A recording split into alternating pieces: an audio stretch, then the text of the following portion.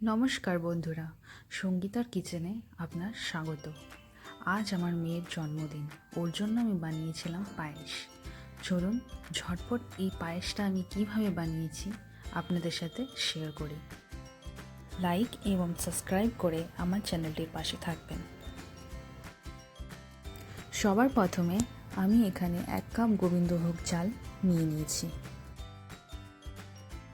এরপর এই চালটি আমরা ভালো করে ধুয়ে নেব। চালটিকে এবারে ভালো করে ধুয়ে পরিষ্কার করে রেডি করে নিলাম। এখানে আমরা ওভেনটাকে জ্বালিয়ে কুকারটা গরম করে নেব। কুকার যখন গরম হয়ে যাবে, এখানে আমরা 1 চামচ ঘি দেব। এই ঘিয়ের মধ্যে কাজু বাদাম ফ্রাই করে নেব। কাজু বাদাম ফ্রাই হয়ে গেলে এটা আমরা তুলে একটা বাটিতে রেখে নিলাম। আবার এখানে আমি 1/2 টেবিল স্পুন ঘি দিয়ে ভালো করে গরম করে নেব। ঘি গরম হয়ে গেলে এখানে আমি তেজপাতা দেব। তেজপাতাটা ফ্রাই করে এখানে আমি ধোয়া চালগুলো দিয়ে দেব। চালগুলো এখানে দিয়ে ভালো করে আমি ঘিয়ে নাড়াচাড়া করে ভেজে নেব।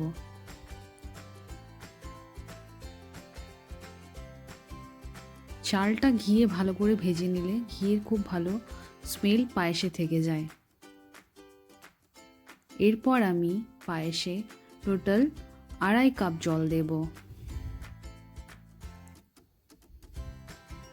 জল দেওয়া হয়ে গেল। এবারে আমি কুকারে ঢাকাটা লাগিয়ে অন্যদিকে কড়াতে একটা ফুল ফ্যাট ক্রিম দুধ 1/2 লিটার কড়াতে নিয়ে নেব।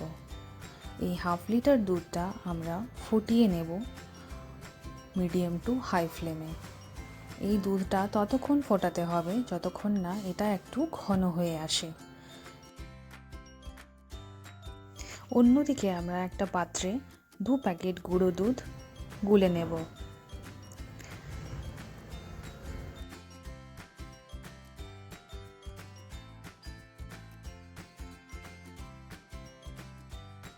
এই গুঁড়ো দুধটা অল্প জল দিয়ে চামচের সাহায্যে আমরা ফেটিয়ে নেব। ততক্ষণ ফেটাবো যতক্ষণ না পুরো এটা মিক্স হয়ে যাচ্ছে।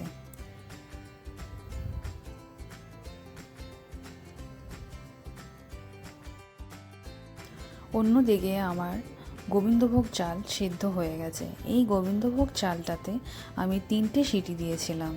3টে সিটিতেই চাল সেদ্ধ হয়ে গেছে। গ্যাসের ফ্লেম রাখা ছিল মিডিয়াম টু লো ফ্লেমে, তাতে 3টে সিটিতেই আমার চাল সিদ্ধ হয়ে গেছে।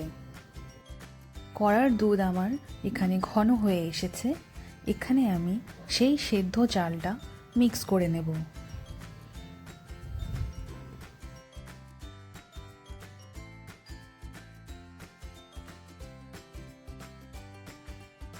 দুধ আর চালে মিক্স করে নিয়েছি।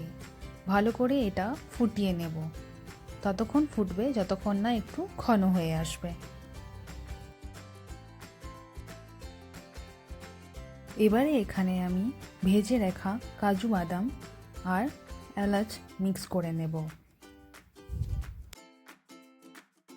এটাকে আমরা ভালো করে নাড়াচাড়া করে মিক্স করব যতক্ষণ না এটা আরও ঘন হয়ে আসে। এভাবেই আমরা এটা নাড়াচাড়া করে রেডি করব। এরপর এখানে আমি 1.5 কাপের মতো চিনি দিয়ে দিলাম।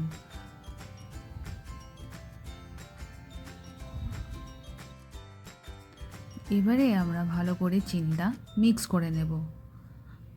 ভালো করে মিডিয়াম টু লো ফ্লেমে রেখে আমরা পায়েসটা চালিয়ে নেব যতক্ষণ না চিনিটা মিক্স হচ্ছে। চিনি মিক্স হয়ে গেলে আমরা পায়েসের মধ্যে ওই গুঁড়ো দুধটা মিক্স করে দেব।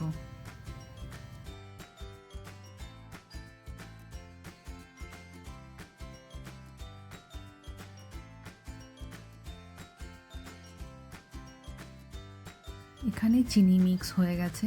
এবারে আমরা এখানে সেই গুঁড়ো দুধটা মিক্স করে নেব ভালো করে।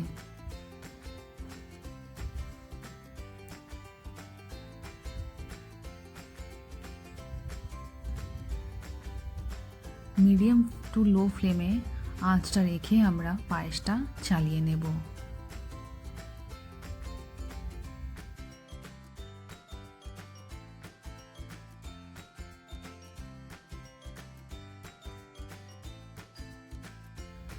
পায়েসটা ঘন হয়ে এসেছে, পায়েস আমাদের রেডি।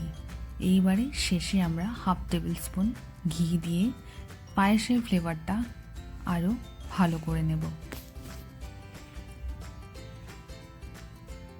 এরপর আমাদের পায়েস রেডি। এটাকে আমরা এবারে গরম গরম সার্ভ করে নেব। বন্ধুরা, এখানে আমার পায়েস রেডি। আমার এই পায়েসটা কেমন হয়েছে আমায় অবশ্যই জানাবেন কমেন্ট করে, আর লাইক আর সাবস্ক্রাইব করে আমার চ্যানেলটির পাশে থাকবেন। এই পায়েসটা আমি সবার আগে আমার মেয়েকে আজ খাওয়াবো ওর জন্মদিন উপলক্ষে। তো কেমন হয়েছে পুরোটা প্লিজ কমেন্ট করে আমায় জানাবেন, এবং আমার এই চ্যানেলটিতে থাকার জন্য, আমার এই রেসিপিটি দেখার জন্য অনেক অনেক ধন্যবাদ। এইভাবেই আমার পাশে থাকবেন। নমস্কার।